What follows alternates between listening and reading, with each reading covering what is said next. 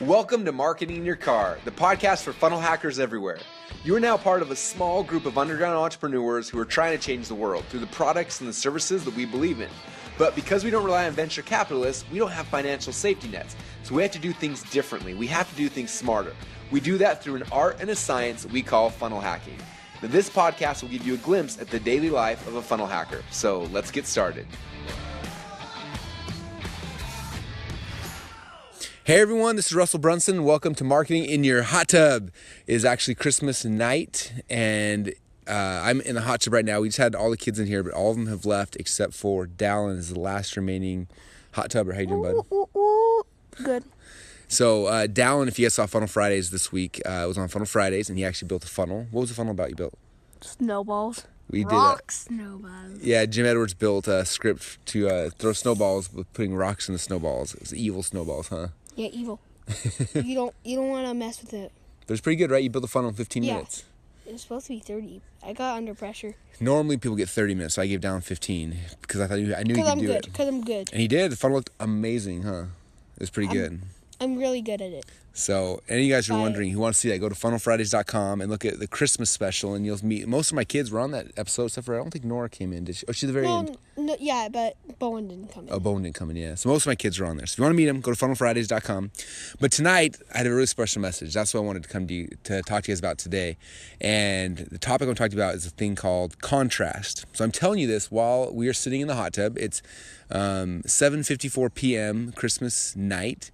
We had a great Christmas day today, and now we're outside, and it's dark, it's cold, there's snow. There's about 10 inches of snow. In fact, yesterday we were out in, we bought like this four-wheeler Rhino thing. That also is like a snow thing that picks up snow. Yeah, it has a snow plow on the front of it, and we hooked tubes to the back and pulled the kids around the yard for anyway, it was really, really fun. And I learned how to drive a car. And what?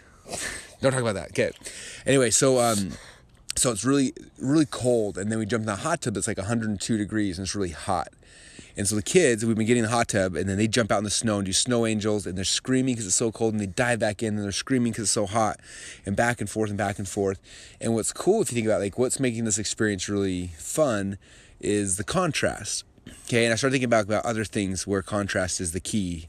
And I really think happiness in life is tied to contrast. But we had a church Christmas party, and they decided to have Colette and I be in charge of it, so we had a chance to throw a party for 500 people.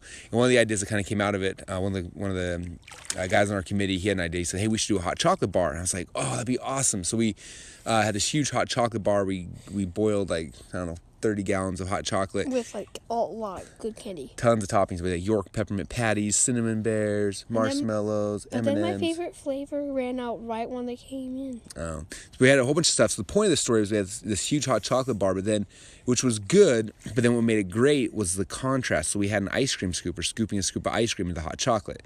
So you had this hot chocolate with cold ice cream, and the contrast is what made it magic. You get that in most foods, if you go to the restaurant and you get sweet and sour sauce, you get sweet and sour is the contrast, right? That's why it's interesting.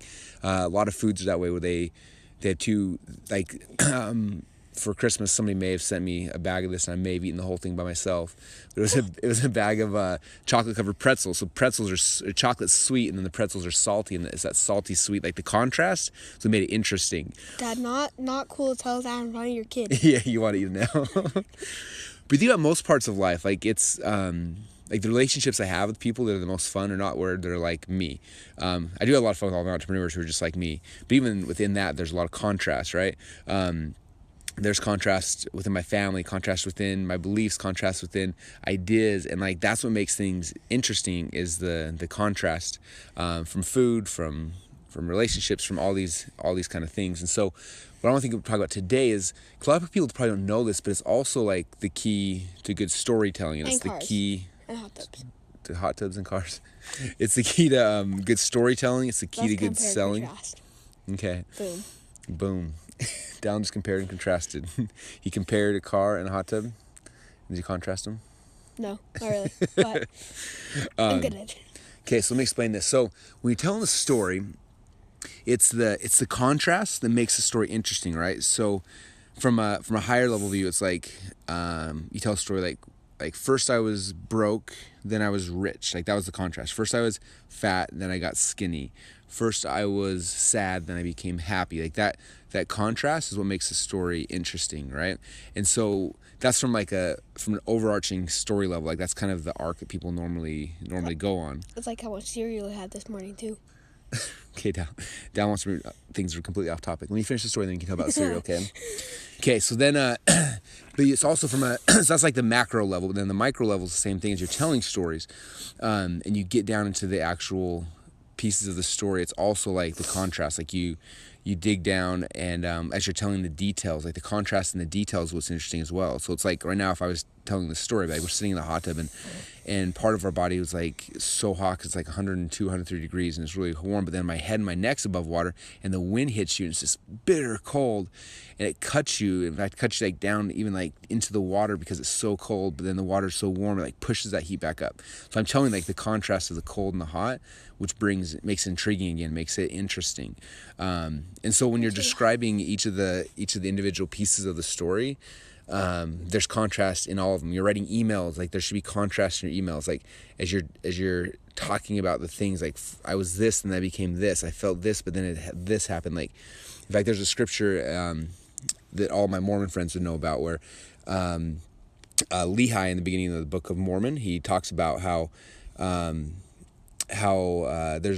got to be opposite in all things. Like if it wasn't for the dark, you wouldn't know. Like if it wasn't for evil, you wouldn't know good. Like there's a reason why there's contrast here on earth. Like there's a reason, like without sadness you can't have happiness. Like without that contrast, you can't know happiness until you've had sadness. You can't know joy until you've had pain. You can't do what's right unless you know what's wrong. Like yeah, Dallin's getting it. You guys are all, hopefully everyone's catching on at the same time, huh? But it's that contrast, like all things in life. Like that's the what makes life interesting is Bad, that contrast. Bad, good. Loving it, hating it. What other contrast you got? Ellie in school. Ellie in school? Ellie's her sister in school, okay. They're really far contrast. They're Ellie in school is but you think about it, you guys, it's interesting because like that's the key. And so depends how you look at it. You can look at it from like, I'm going to eat something, let me make some contrast, to I'm going to tell a story, I'm going to sell something, to I'm going to write an email, to Billy Bob Joe. What? Billy Bob Joe. What's Billy Bob Joe? You're sending an email to Billy Bob Joe. Oh, okay. All right, that makes no sense, but whatever. All right, so I hope that amongst the random thoughts, I hope you guys got some value from tonight, from the contrast. As I'm sitting in the hot tub while the cold is blowing against my skin and it's kind of freezing up top. That's why it's called hot tub car contrast. Yes. All right, Dal, so you want to tell a story about breakfast this morning? Yeah, sure. Okay, so tell it loud so they can all hear. Well, our dad took a huge bowl, like one that we used to mix cookies and stuff. Big salad bowl, huh? Yeah, he for Christmas, he got a big Lucky Charm thing, and it's Marshmallow Matey's. It's the generic multi-meal knockoff version of Lucky Charms. Okay. Yeah. Speaking of, real quick, if you look at Lucky Charms, the reason why it's so good, there's the contrast. There's the oats that are like not sweet, and there's the marshmallows that are sweet. That's what makes that cereal so amazing. Yeah, but our dad dumped it all in until it filled the whole bowl up, which he didn't use normal cereal bowl. It's a whole salad bowl full of Marshmallow Mateys. And he ate all the oats first, and then he sugared it up with all the marshmallows. So this is like what my my brothers and sisters been doing our whole life. So Santa Claus always brings a sugar cereal. We always used to get Marshmallow Mateys because it's like twice the size of Lucky Charms. Because you get a big old multi-meal bag. And so yeah, we fill a salad bowl full. I wish I did it this morning too. You can do it. I got leftovers. Tomorrow morning I'm going to use a big salad bowl too. So we do it, and then the rule is you can't eat a single marshmallow till all the oats are gone. So, unless you accidentally eat one. No, if you accidentally have to spit it back out. What the? Yep. No, if you don't know if it's in there. Yeah, I guess you'll know, but you should know. So you'd be really careful. It takes probably, 20 or 30 minutes. I Snapchatted me doing it. But then I ate the whole thing. Snapchat blog. So when you're done with it, though, then you've got this whole bowl full of marshmallows, and then the marshmallows are like oozing into the milk. So the milk is like syrup as well.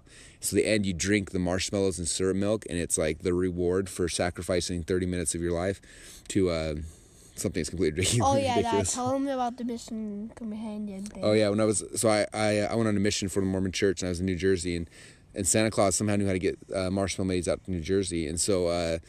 Christmas morning, I pulled a huge salad bowl. Like I know, it's tradition. Come on now, we have to do it. And I was eating it, and it took like an hour because it was like the only Dallin's dying over here. And my companion, after like half an hour, was like, "Elder Brunson, you gotta stop." He's like, "I can't handle the noises of you eating every little piece of cereal. Get out of this room." Poor guy. He probably hates me for that. Ooh, down for my hair. It's like frozen hard as a rock. Yeah, that's why I was ramming. So I have one more story for you guys about contrast. Actually, there's nothing with contrast. It's a cool story. So as a kid, we went on family reunion up somewhere for wintertime, and it was like this. We went to a hot tub, and then we walked from the hot tub back to our condo. Oh, it was freezing, and my cousin, Juliana, her hair froze, and then she grabbed it, and she bent it, and it snapped her hair off. Broke her hair. And she didn't even feel a thing. Which is crazy. So my hair, I wonder if I can get myself a haircut right now. Hi, Nora or Aiden. Oh, and there's the kids. Oh, man. All right. Well, I think we're going to have to end the hot tub party. Everyone else is inside having fun without us. Aiden's in the Ninja Turtle outfit, driving Nora's little in the scooter. Anyway, we appreciate you guys for listening. Hopefully you got some value out of today. Remember, contrast in all things. It's the spice of life, makes it interesting. It builds funniness. It's funniness. It builds your relationships. And Billy Bob Joe. Billy Bob Joe. Helps you sell things. And cars. It helps you eat better. And hot tubs. And Lucky Charms. All right, we're going to go. Peace out, everybody. Thanks so much for everything. Talk to you soon. And microphones. What? Bye. And snow. And everything. And Nora. Thanks so much for listening. We hope you enjoyed the behind-the-scenes look at our funnel hacking project. You can also watch the Funnel Hacker online reality show and watch us build and launch funnels live at www.funnelhacker.tv. If you'd like to come hang out with your fellow funnel hackers, come join our Facebook group at www.projectclickfunnels.com. Oh yeah, and don't forget, you can get a free MP3 player with the first 257 episodes preloaded at marketinginyourcar.com. Join us next time, and remember, you're just one funnel away from your dreams.